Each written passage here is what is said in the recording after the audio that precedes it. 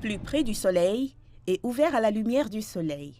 Ces toits autrefois utilisés sont devenus l'endroit idéal pour produire de l'électricité avec l'énergie solaire. Couvrant une zone de plus de 240 000 m², ce parc logistique de Shanghai fournit presque toute l'énergie dont il a besoin pour fonctionner à partir de ses générateurs solaires sur le toit. Enregistré à Singapour, GLP exploite désormais plus de 400 entrepôts logistiques, des centres de fabrication et de recherche et développement, ainsi que des centres de données en Chine.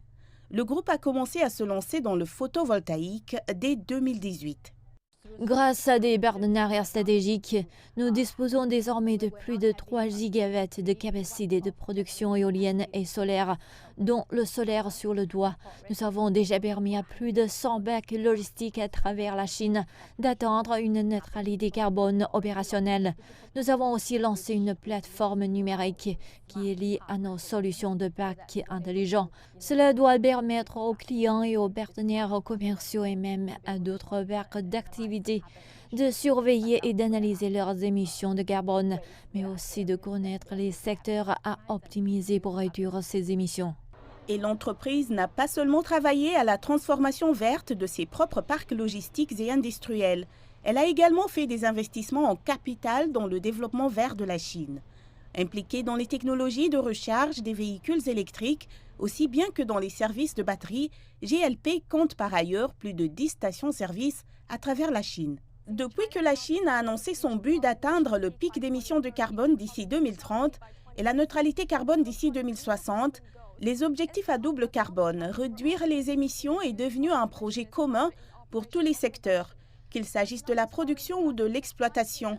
Les fournisseurs de solutions logistiques à capitaux étrangers, de même que les entreprises industrielles, en ont donc pris bonne note et accélèrent leur transformation verte dans le pays. En plus de ces générateurs solaires sur le toit qui devraient répondre à 44% de ses besoins énergétiques d'ici la fin de l'année, cette usine de Shanghai appartenant à Chandler Electric a introduit d'autres techniques de fabrication verte. En analysant les données, elle a ainsi pu augmenter l'efficacité de sa consommation d'énergie de 10% et celle de sa consommation d'eau de 54% en 3 ans. La société affirme que le développement vert engendre des effets gagnant-gagnant tant sur le plan social qu'économique. Avec les objectifs de décarbonation 3060, le succès d'une entreprise ne se reflète pas seulement par sa taille et sa rentabilité, mais aussi par la capacité de ses activités commerciales à produire un impact social positif sans nuire à l'environnement. Le gouvernement, l'industrie et les clients exigent des normes plus élevées en matière de respect de l'environnement.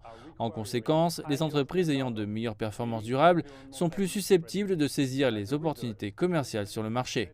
Schneider Electric compte aujourd'hui près de 30 usines et centres de distribution en Chine, dont la moitié ont été formellement reconnus par le ministère chinois de l'Industrie et des Technologies de l'Information comme usines vertes. Plus de 200 des fournisseurs locaux de l'entreprise participent à son projet Zéro Carbone, lancé l'année dernière, en s'engageant à réduire de moitié leurs émissions de CO2 d'ici 2025.